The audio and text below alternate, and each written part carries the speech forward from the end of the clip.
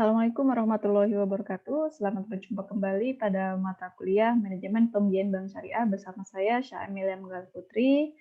Baik, pada pertemuan kali ini merupakan sesi 5, di mana sesi 5 pada pertemuan ini kita akan membahas tentang materi analisa agunan pada bank syariah. Jadi, berdasarkan Undang-Undang Perbankan Syariah Nomor 21 Tahun 2008 Pasal 23, dalam pasal tersebut dijelaskan bahwa untuk memperoleh keyakinan atas kemauan dan juga kemampuan nasabah, bank syariah di sini wajib melakukan penilaian yang seksama terhadap watak atau karakter nasabah, kemudian kemampuan ataupun kaitannya dengan kapasiti nasabah, kemudian modal atau kapital dari nasabah serta agunan gitu ya atau kolateral dari calon nasabah dan juga prospek usaha dari calon nasabah. Nah, di sini agunan tentunya sebagai salah satu faktor dalam proses analisa pembiayaan, yang mana di sini agunan digunakan sebagai salah satu faktor dalam rangka memperoleh bank memperoleh keyakinan yang dimaksud dalam memberikan fasilitas pembiayaan kepada calon nasabah pembiayaan tersebut. Nah, di sini agunan berfungsi sebagai second way out dalam upaya pengembalian pembiayaan apabila terjadi kegagalan pembayaran dari fasilitas pembiayaan yang bersumber dari first way out. Nah, first way out ini berasal dari penilaian analisa pembiayaan dari segi penilaian aspek-aspek penilaian dari aspek-aspek keuangan atau lain sebagainya. Nah, sehingga di sini tentunya bank harus melakukan penilaian berdasarkan prinsip-prinsip dari penilaian yang berlaku. Ya, di antaranya prinsip-prinsip penilaian pembiayaan itu adalah 5C serta melakukan pengikatan agunan yang sesuai ketentuan yang berlaku yang tujuannya untuk meyakini bahwa agunan yang akan dijaminkan tersebut dapat memitigasi risiko kegagalan pembayaran dari pembiayaan tersebut. Jadi di sini pihak bank memposisikan agunan sebagai second way out, yang mana tujuannya dari agunan tersebut adalah sebagai salah satu meminimalisir resiko atau bank memitigasi resiko yang mungkin terjadi ke depannya dari fasilitas pembiayaan yang diberikan.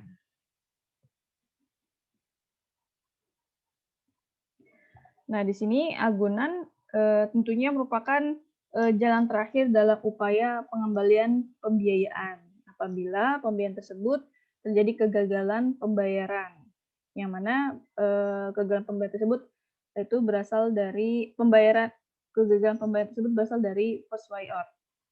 Kemudian sehubungan dengan hal tersebut tentunya di sini pihak bank maka harus menilai agunan merupakan faktor penting dalam recovery atau pengcoveran dari kegagalan pembayaran pembiayaan yang mungkin saja terjadi dalam proses pelaksanaan pembiayaan tersebut. Nah, untuk penilaian agunan tersebut ini wajib dilakukan karena hasil penilaian agunan tersebut merupakan indikator dari pertimbangan resiko dalam pemberian fasilitas pembiayaan kepada calon nasabah tersebut. Adapun dari hasil penilaian agunan tersebut nantinya di sini dapat diperhitungkan sebagai faktor pengurang dalam perhitungan penyisihan penghapusan aktiva produktif atau katanya tentang PPAP yang akan ditanggung oleh pihak bank dari pembiayaan tersebut jika terjadi masalah. Baik, kita langsung akan membahas pengertian terlebih dahulu apa itu agunan dan juga penjaminan pada bank syariah. Jadi yang kita ketahui di sini agunan merupakan jaminan tambahan atau second way out dari first way out, gitu ya. Kemudian di sini jaminan ini baik berupa benda bergerak maupun benda tidak bergerak, yang mana diserahkan oleh pemilik agunan di sini dari pihak nasabah kepada bank syariah guna menjamin pelunasan dari kewajiban nasabah penerima fasilitas pembiayaan ini berdasarkan Undang-Undang Perbankan Nomor 21 Tahun 2008 Pasal 1 Ayat 26. Nah, di sini selain dari pengertian agunan itu sendiri, di sini ada pengertian dari penilaian dan juga penilai. Ini kaitannya dengan istilah-istilah yang berkaitan dengan proses analisa agunan. Ya. Selanjutnya di sini ada penilaian.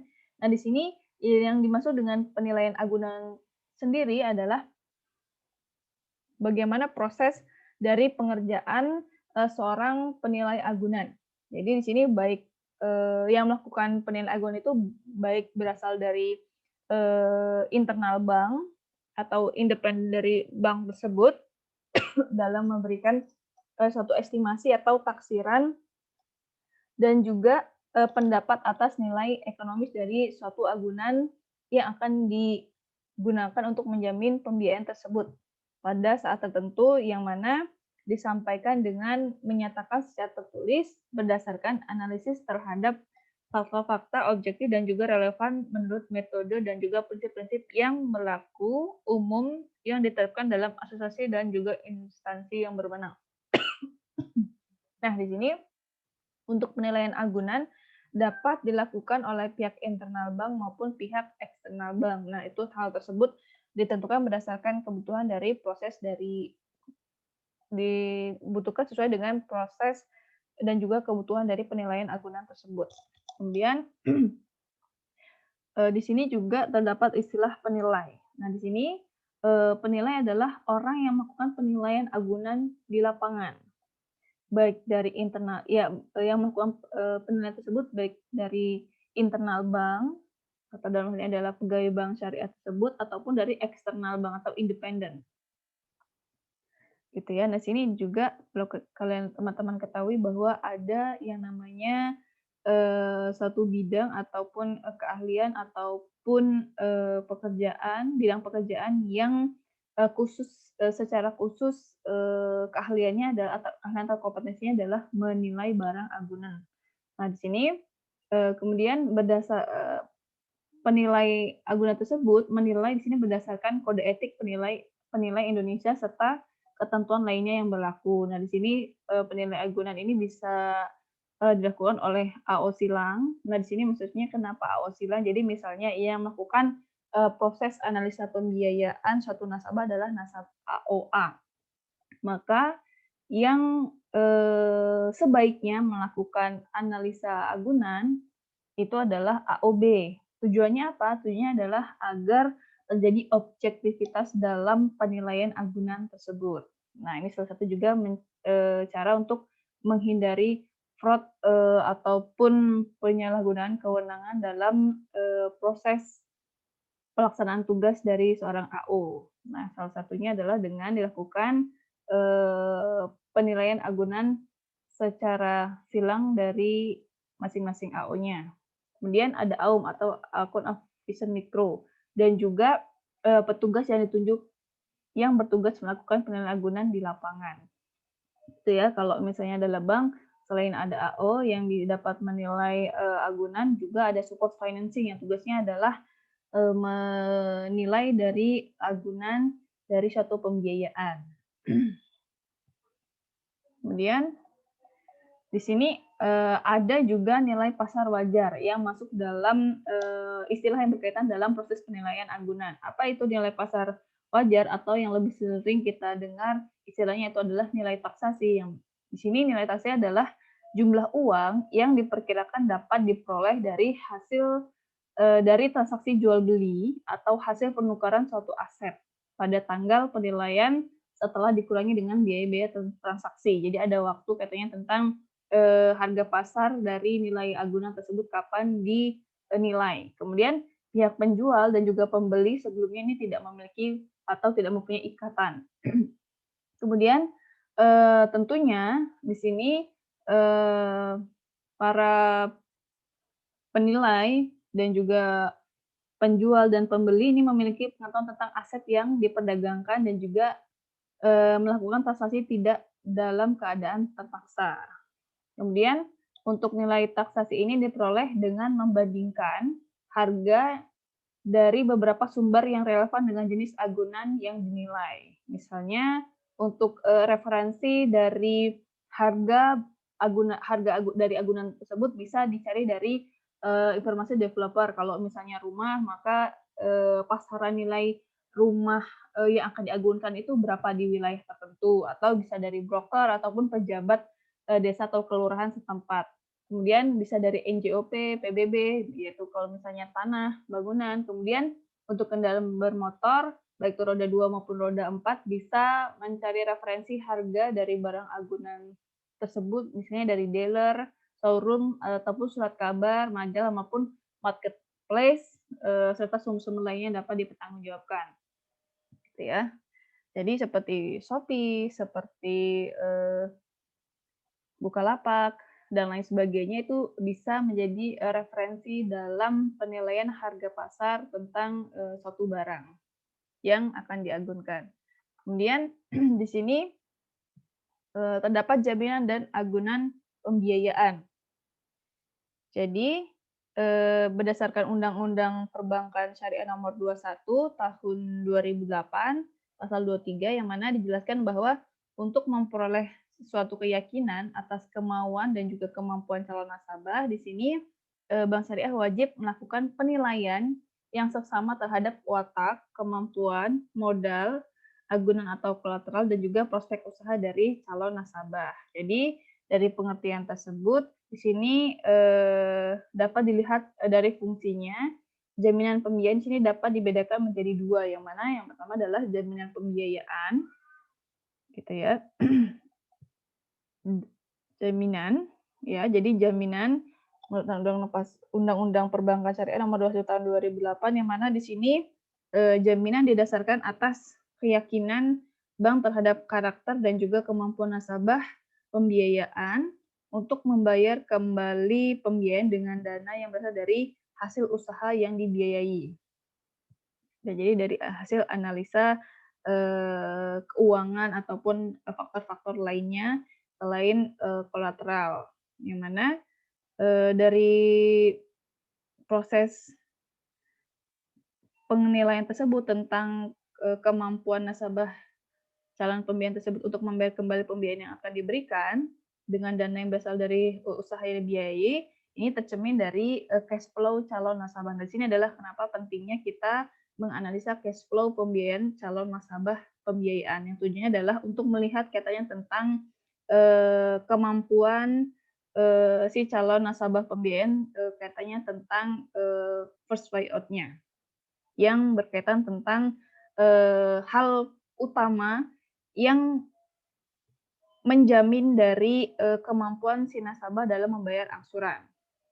Nah, di sini dalam penilaian first buyout ini tentunya bank harus melakukan analisis yang berkaitan tentang evaluasi dari karakter, kemudian juga kemampuan ataupun kapasiti si calon nasabah, kemudian modal atau kapital, serta condition of economy, itu kaitan berkaitan dengan prospek calon nasabah, kaitan tentang hal-hal yang akan dibiayai.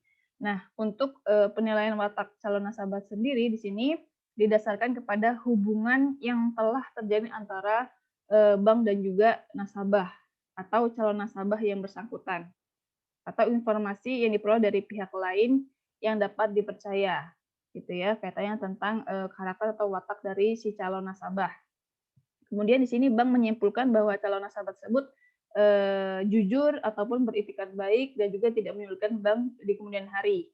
Nah, kemudian untuk karakter atau watak ini juga bisa dilampirkan dengan dokumen tentang historical pembiayaan si calon nasabah, yaitu dengan cara mengajukan BI checking kalau dulu ya, kalau sekarang SLIK itu tentang informasi layanan informasi kredit pada nasabah ke OJK, begitu. Kemudian untuk penilaian kemampuan si calon nasabah di sini juga pihak bank tentunya harus meneliti tentang keahlian si calon nasabah ini dalam bidang usahanya tentunya, dan juga kemampuan bagaimana si nasabah ini dalam mengelola manajemen usahanya, sehingga pihak bank ini merasa yakin bahwa usaha yang akan dibiayai tersebut dapat diberikan dengan aman, karena di sini pihak bank merasa yakin bahwa usaha yang akan dibiayai tersebut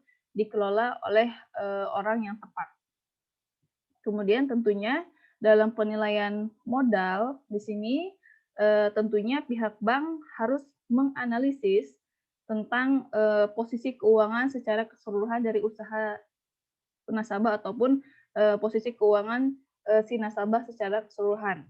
Di sini baik untuk masa yang baik kaitannya tentang historikal yang sudah berlalu maupun perkiraan atau kemungkinan-kemungkinan tentang kondisi keuangan dari si calon nasabah tersebut. Ya, di sini apakah kemampuan permodalan dari calon permodalan atau kaitannya dengan keuangan si calon nasabah ini dalam mendukung keberlangsungan usahanya bisa nge-backup atau tidak. Mohon ditunggu sebentar.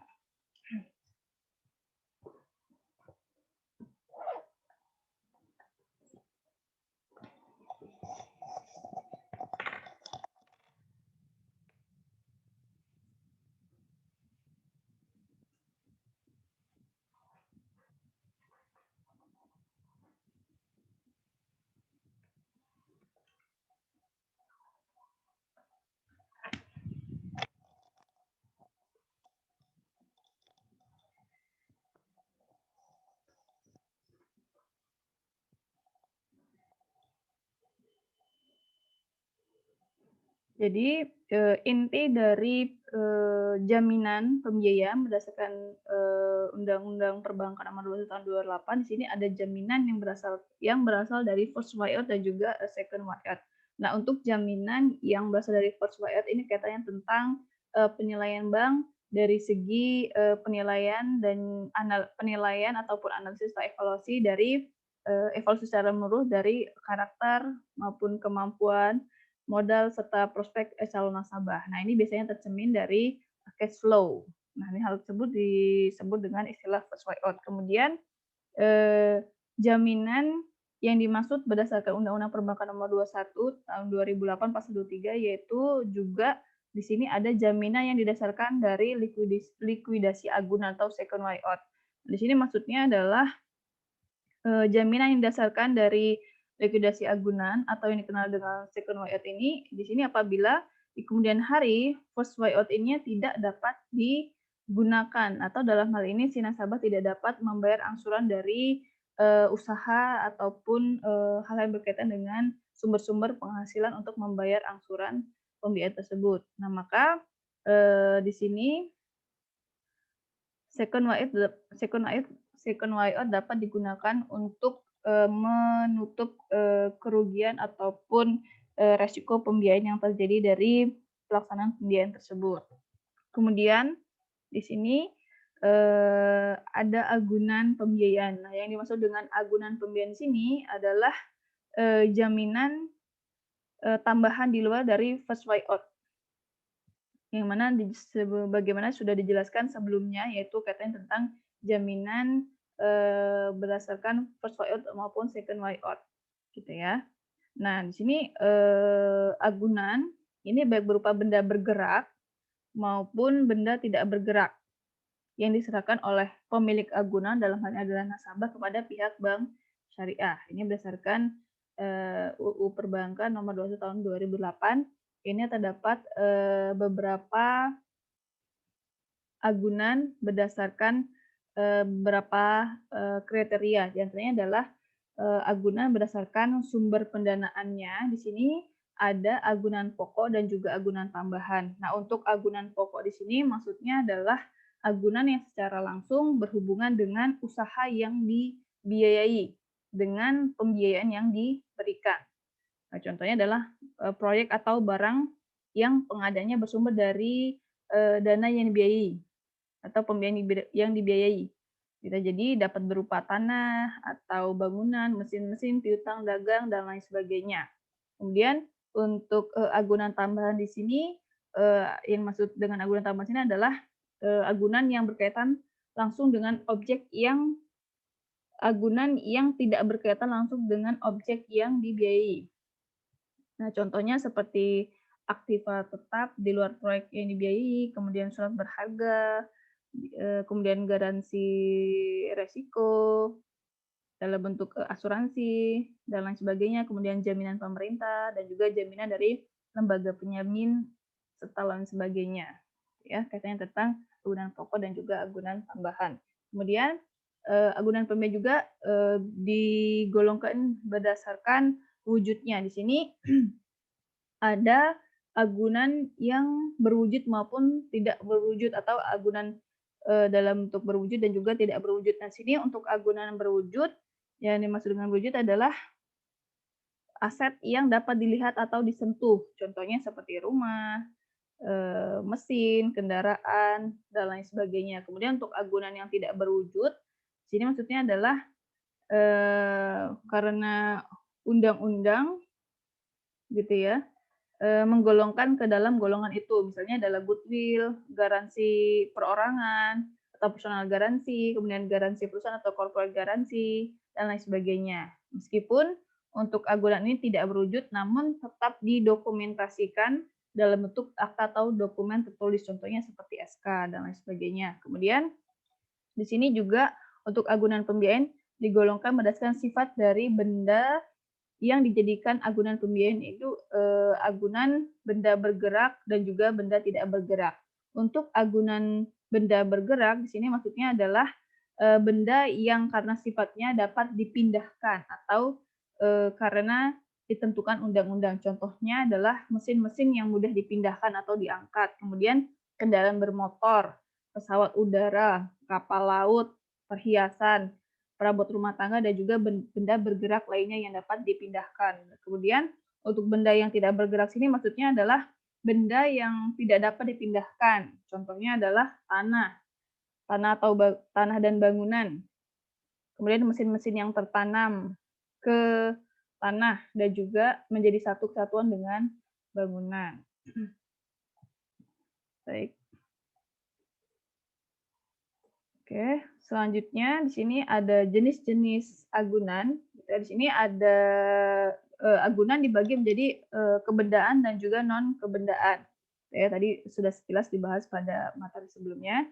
Yang mana untuk non-kebendaan sini ada cash collateral, gitu ya. Nanti akan kita bahas secara rinci apa itu cash collateral. Kemudian non personal garansi, perorangan yang menggaransi, kemudian corporate garansi, piutang juga bisa. Kemudian untuk jenis agunan kebendaan ini bisa dalam bentuk benda bergerak atau bisa dipindahkan atau bobotnya kurang dari 20 ton metrik kubik, kemudian benda tidak bergerak atau tidak bisa dipindahkan atau bobotnya lebih dari 20 metrik ton kubik. Untuk lebih rincinya, katanya dengan jenis-jenis agunan di sini ada tanah saja ya, kemudian tanah dan bangunan, kemudian kendaraan bermotor, mesin, persediaan barang, piutang, saham, agunan tunai, logam mulia, kapal dan pesawat garansi. Baik, yang kita jelaskan secara satu persatu, secara general. Nah, untuk tanah di sini, gitu ya, tentunya tanah sini yang diagunkan ini berbentuk tanah yang dimiliki oleh perorangan maupun badan usaha, tentunya dengan adanya bukti kepemilikan hak atas tanah. Nah, di sini untuk kategori tanah yang dapat diagunkan, ini berupa tanah kosong, maka untuk tanah kosong ini ada beberapa kriteria yang bisa digunakan sebagai agunan. Di sini di antaranya adalah seperti tanah pekarangan ataupun tanah sawah, yang mana di sini untuk tanah sawah ini tentunya tanah sawah yang produktif, atau yang maksud dengan produktif ini maksudnya adalah minimal panennya 2 kali atau dalam 1 tahun memiliki aktivitas pertanian atau cocok tanam, dan juga panennya minimal 2 kali dalam setahun, dan juga tentunya harus memiliki saluran irigasi permanen.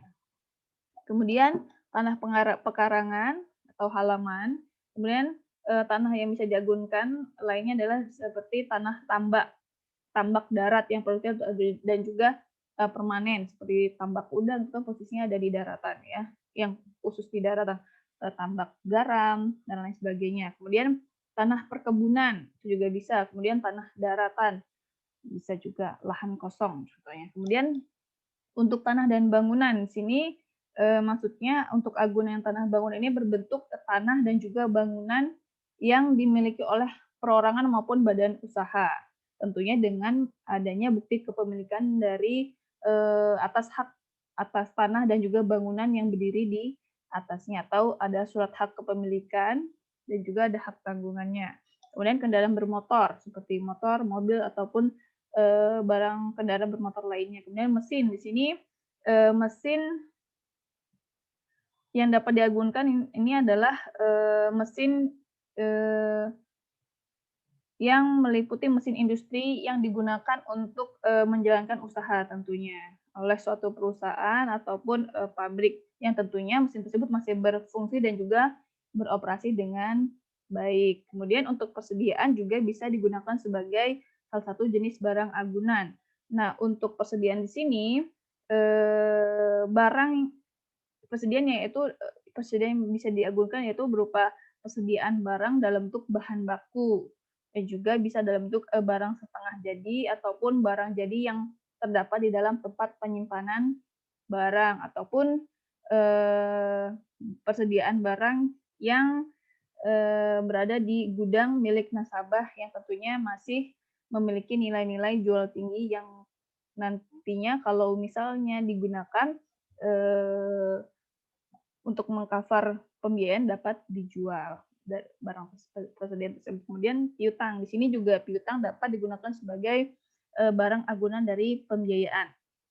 Nah, untuk piutang di sini ini bisa dalam bentuk tagihan nasabah kepada pihak ketiga yang tentunya tercatat dalam laporan keuangan dan juga dapat dibuktikan kebenarannya oleh nasabah kepada bank. Jadi ada bukti surat dari piutang tersebut. Kemudian saham. Nah, di sini saham juga bisa digunakan sebagai agunan yang mana saham di sini maksudnya adalah saham perusahaan yang tentunya terdaftar dan diperdagangkan secara efektif di Bursa Efek Indonesia. Tentunya dengan harga pasar minimal sama dengan harga nominalnya, yang tentunya harga saham tersebut mengcover dari plafon pembiayaan tersebut. Kemudian di sini ada agunan tunai atau cash collateral yang sebelumnya sampaikan. Nah, untuk cash collateral ini bisa dalam bentuk giro, deposito, kemudian tabungan ataupun setoran jaminan dan lain sebagainya. Kemudian juga bisa dalam bentuk SBSN atau surat berharga syariah negara dan juga bisa dalam bentuk penempatan lain pada Bank Indonesia maupun pemerintah Indonesia, misalnya sukuk dan lain sebagainya. Kemudian logam mulia. Nah, logam mulia juga bisa digunakan sebagai barang agunan. Untuk logam mulia di sini tentunya bisa dalam bentuk emas berbentuk pelantakan ataupun batangan maupun perhiasan yang tentunya untuk logam mulia tersebut ada bukti kepemilikannya. Contohnya adalah surat emas ataupun sertifikat emas dan lain sebagainya. Kemudian untuk kapal dan pesawat di sini juga bisa digunakan sebagai agunan yang mana untuk agunan berbentuk kapal ataupun pesawat ini tentunya dengan segala isinya, gitu ya, yang dilengkapi oleh bukti kepemilikan serta dokumen perizinan serta tentunya kapal dan pesawat tersebut masih layak untuk digunakan atau masih layak untuk berlayar dan juga terbang. Kemudian jenis agunan lainnya itu bisa dalam bentuk garansi personal garansi dan maupun corporate garansi. Nah, untuk garansi perorangan atau personal garansi di sini yang maksud adalah jaminan tersebut bisa berupa pernyataan kesanggupan yang diberikan oleh perorangan atau dalam hal ini adalah pihak ketiga yang tujuannya untuk menjamin pemenuhan kewajiban-kewajiban nasabah kepada pihak bank apabila nasabah yang bersangkutan tersebut melakukan prestasi ataupun pelanggaran-pelanggaran dalam kontrak perjanjian pembiayaan. Kemudian untuk garansi perusahaan atau personal garansi corporate garansi di sini yang maksudnya adalah perusahaan menjamin gitu ya dari suatu garansi corporate garansi sini menjamin gitu ya kepada pihak bank atas pembiayaan yang diberikan oleh bank kepada nasabah tertentu. Contohnya seperti UMY menggaransi karyawannya ketika karyawannya tersebut melakukan pembiayaan ke Bank BSI dan sebagainya. Nah, adapun hal-hal yang perlu diperhatikan dalam proses analisa pemilihan adalah yang tentunya pertama, harus, memperhatikan aspek-aspek prudensial atau prinsip kehati-hatian. Kemudian juga di sini pihak bank dalam hal ini yang memiliki kewenangan dalam proses penilaian, jaminan atau agunan, tentunya harus mengetahui harga pasar wajar atau nilai taksasi yang nilai taksasi tersebut, bisa berasal dari, transaksi terbaru ataupun penawaran di wilayah sekitar jaminan. Hal ini bisa dilakukan tadi dengan beberapa cara di yang sudah dibahas sebelumnya. Kemudian tentunya di sini yang bertugas dalam proses penilaian agunan atau jaminan tentunya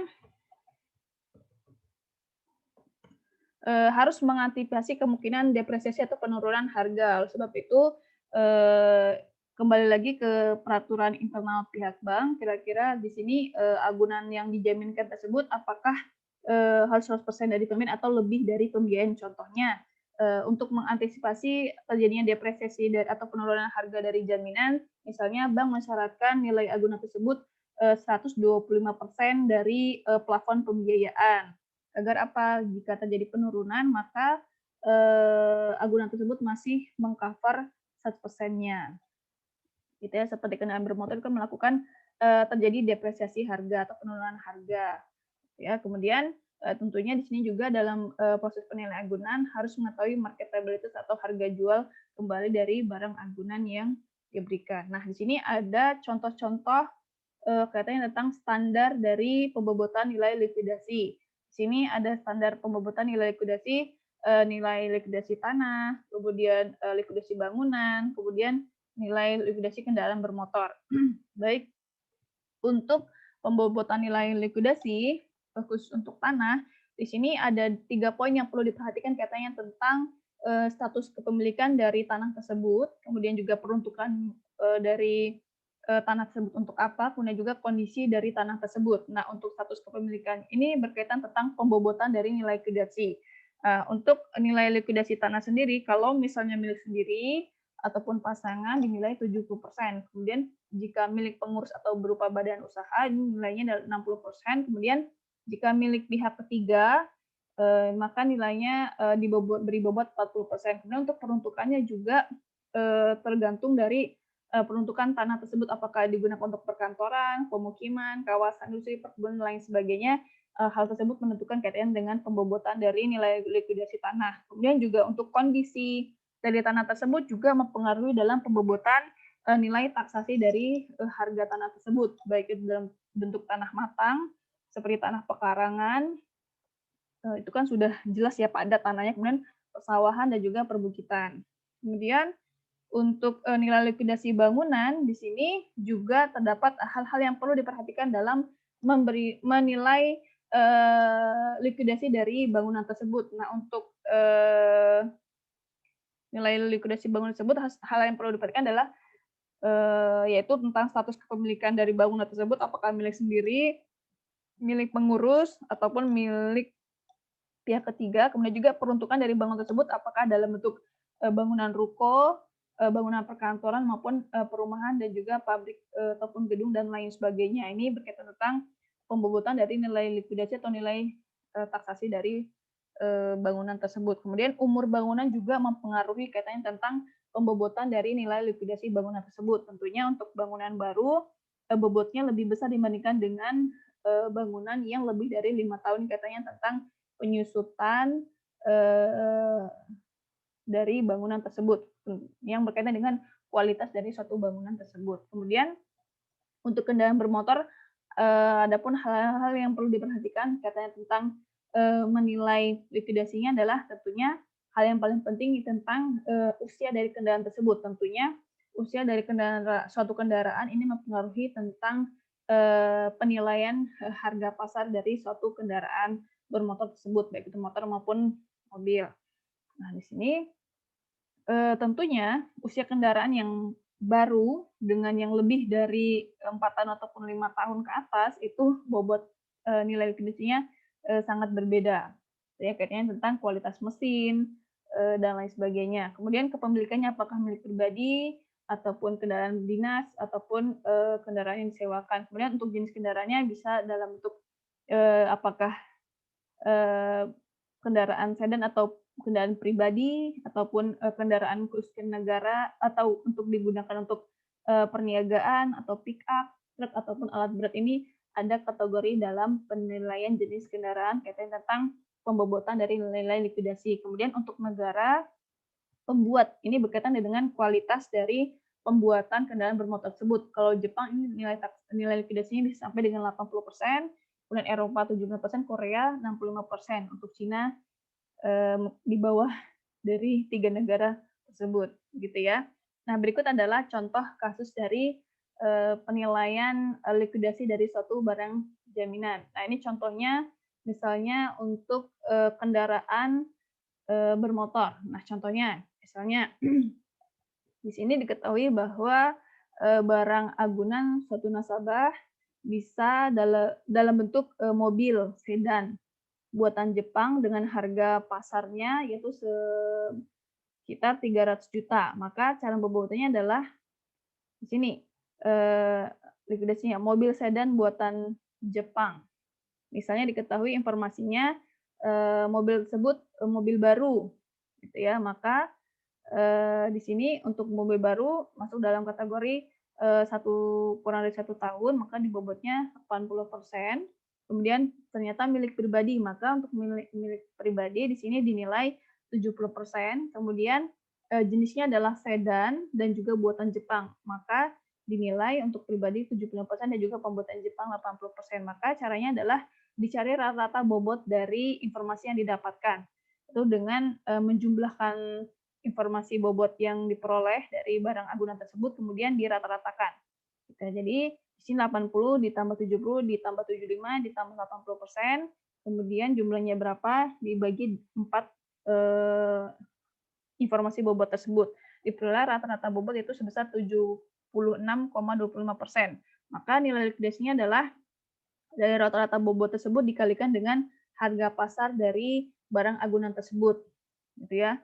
Kalau dalam hal ini adalah harga pasar dari mobil sedan buatan Jepang, mobil sedan baru buatan Jepang, yaitu sebesar 3 juta, maka nilai likuidasi dari jaminan mobil sedan baru buatan Jepang tersebut adalah 300 juta dikali dengan 76,25%, maka maka nilai likuidasi dari mobil sedan tersebut adalah sebesar 228.750. Sehingga jika nasabah mengajukan pembiayaan ke bank, maka dengan jaminan mobil sedan baru buatan Jepang tersebut, maka nominal pembiayaan yang dapat diberikan oleh pihak bank ini tidak lebih dari sejumlah nilai likuidasi dari barang agunan tersebut, gitu ya.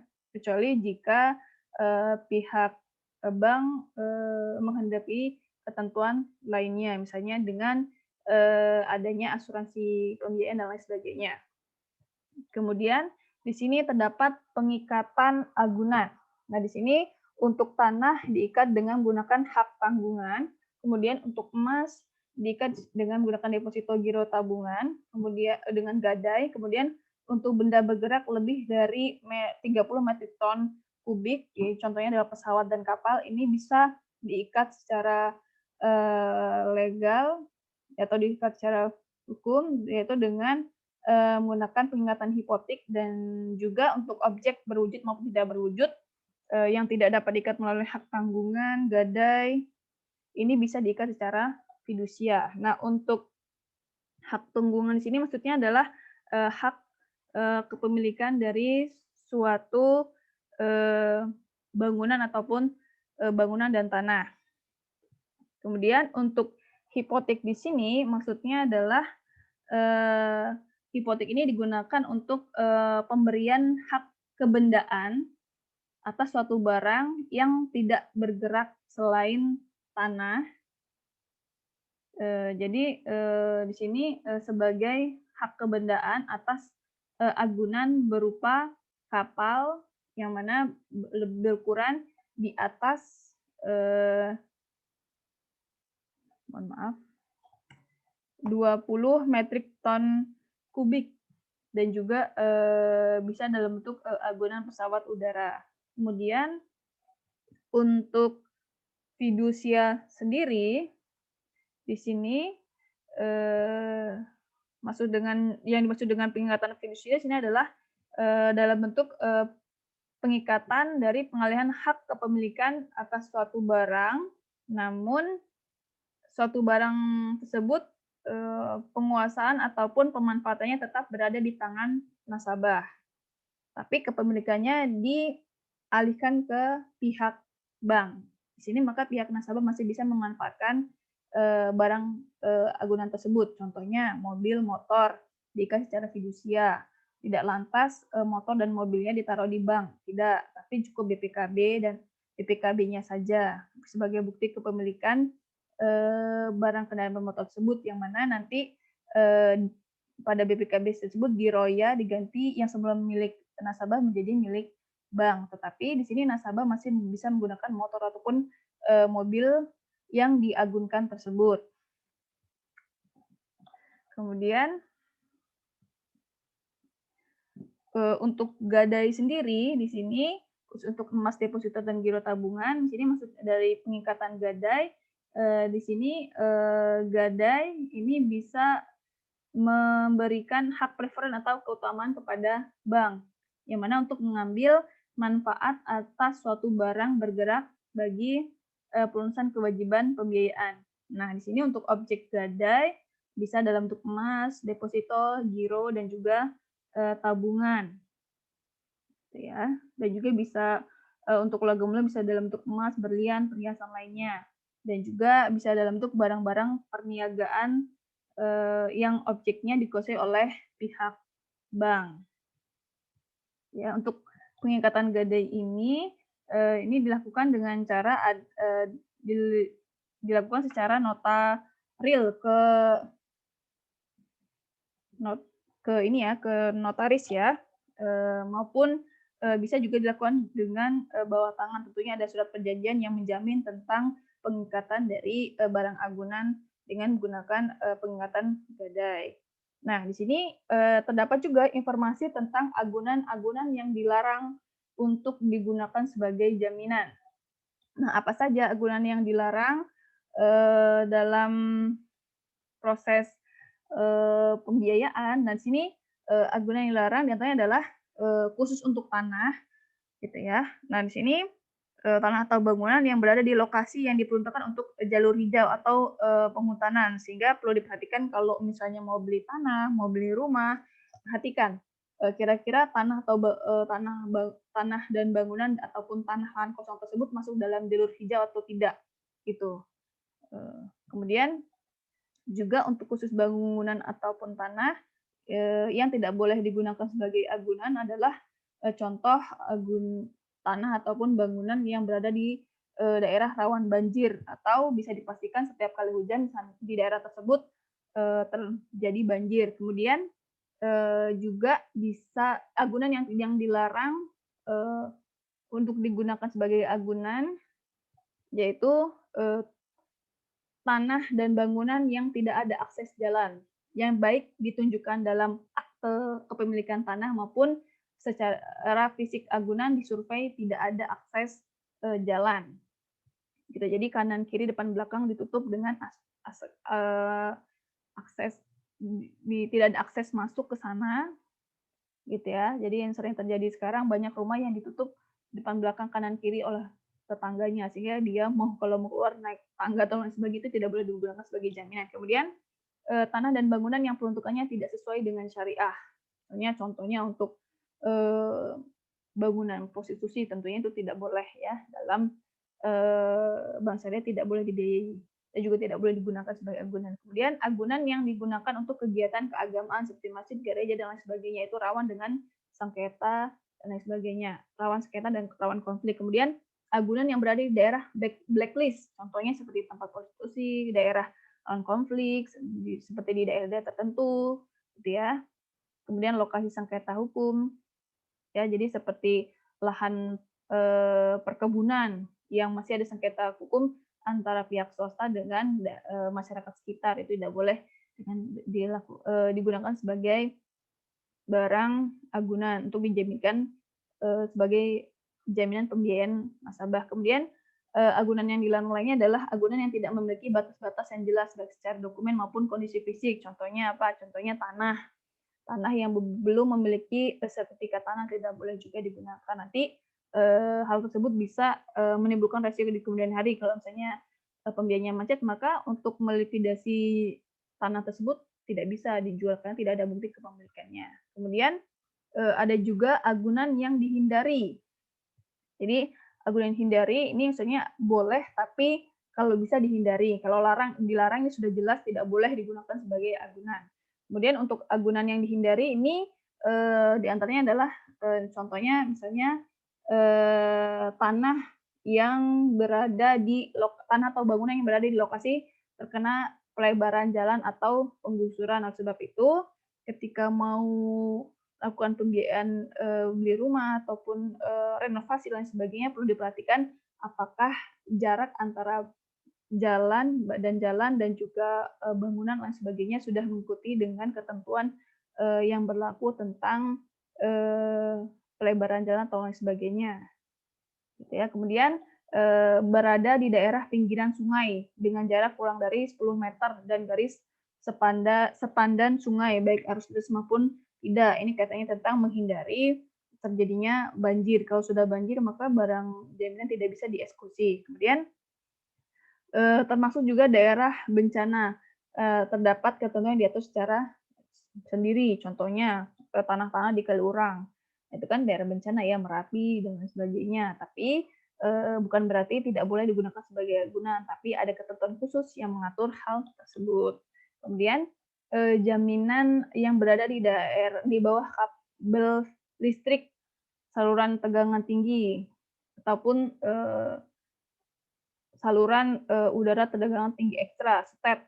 Itu tidak boleh karena apa? Radiasi. Kemudian rawan tersambar petir dan lain sebagainya kaitan tentang resiko-resiko yang mungkin muncul. Jadi kalau misalnya perumahan di bawah STEP, ya udah ada petir, tersambar, kebakaran, selesai. Tidak bisa dieksekusi barang agunannya. Kemudian lebar jalan masuk kurang dari 3 meter, tidak masuk saluran air. Jadi kalau misalnya mau beli rumah ataupun dalam perumahan ataupun rumah di daerah tertentu perlu diperhatikan akses jalan untuk masuk ke dalam rumah atau perumahan tersebut.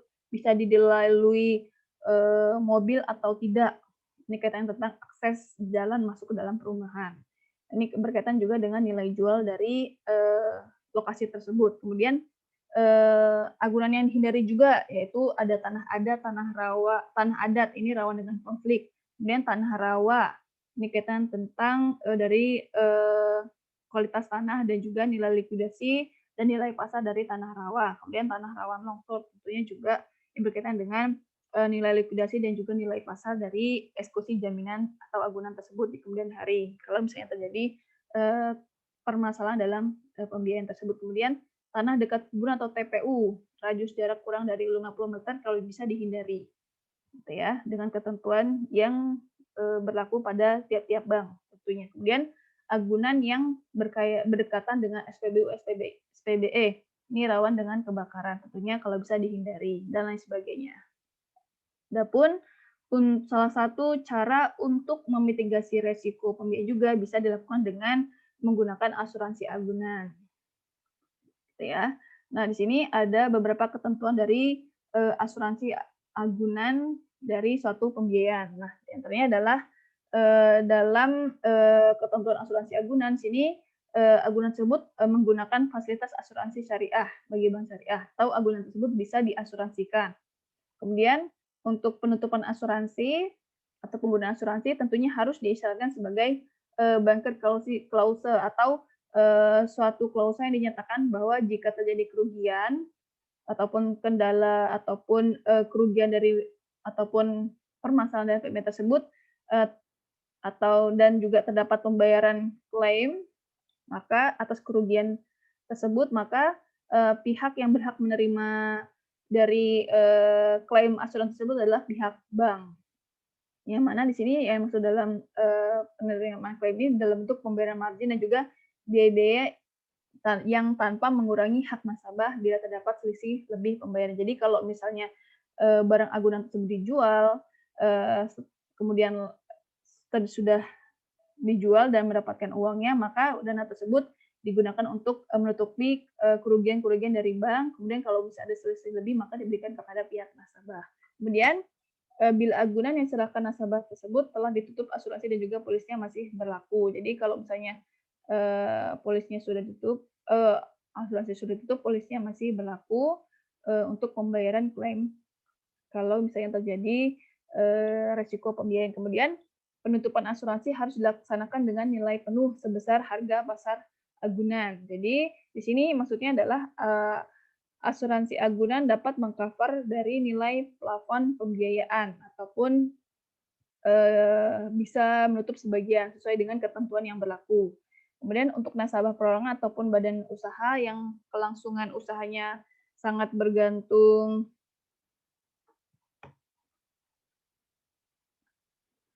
oleh perorangan, maka di samping kewajiban untuk menggunakan asuransi agunan, juga diwajibkan menggunakan juga asuransi jiwa PTA yang tujuannya adalah untuk memitigasi resiko dari pengcoveran pembiayaan tersebut dari second buyout-nya. Kemudian polis asuransi tentunya dikuasai oleh pihak bank atau disimpan oleh pihak bank, katanya tentang klaim di kemudian hari dan juga uang prestasi dari klaim dari polis asuransi agunan tersebut. Kemudian masa penutupan asuransi disesuaikan dengan jangka waktu dari pembiayaan tersebut. Nah, di sini adalah jenis-jenis asuransi agunan, bisa dalam bentuk asuransi kerugian maupun asuransi pembiayaan. Untuk asuransi kerugian ini bisa dalam bentuk asuransi kebakaran dan juga asuransi kerugian kendaraan. Kemudian untuk jenis-jenis dari asuransi kerugian dan juga asuransi pembiayaan di sini berikut adalah rinciannya. Rincian penggunaannya untuk asuransi kebakaran di sini bisa digunakan untuk menutup resiko kebakaran dari agunan berupa bangunan tempat tinggal seperti rumah ataupun toko, pabrik, ruko, persediaan mesin dan juga peralatan serta lain sebagainya. Kemudian untuk asuransi kerugian kendaraan bermotor sini dibagi menjadi dua, apakah asuransi tersebut dapat mengcover keseluruhan resiko ataupun hanya total loss only saja atau yang hanya mengcover resiko kehilangan saja atau kerugian dengan tingkat maksimal 70%. Kemudian untuk asuransi pembiayaan sendiri di sini merupakan asuransi yang tujuannya untuk membantu memberikan coverage atau mengcover atas kekurangan dari nilai agunan tersebut sehingga syarat minimal total collateral coverage tersebut terpenuhi. Contohnya, di sini seorang nasabah menyerahkan agunan dengan nilai likuidasi sebesar 60% dari plafon pembiayaan yang diajukan ke pihak bank. Maka di sini masih ada kekurangan 40%. Di sini pihak bank ataupun nasabah menawarkan asuransi, yang mana asuransi tersebut berasal dari lembaga asuransi, yang mana asuransi tersebut dapat menjamin tetap memberikan asuransi penjaminan sebesar 40% yang dari nilai plafon pembiayaan diajukan oleh nasabah, sehingga nilai total agunannya menjadi 100%.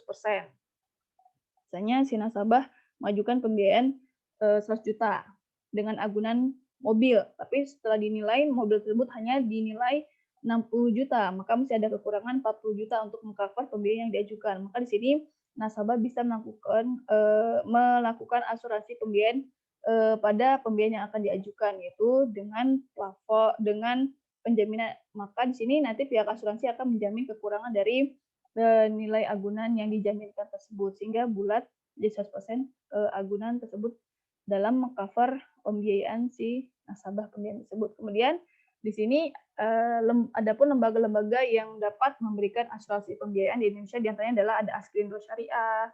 Askrindo ini ada Askrindo Konven maupun Askrindo Syariah, Jamkrindo, ya, Jamkrindo Syariah dan juga ASEI. Baik, itu saja yang dapat disampaikan. Monggo jika ada pertanyaan bisa disampaikan secara online maupun offline. Terima kasih, semoga ilmunya bermanfaat. Assalamualaikum warahmatullahi wabarakatuh.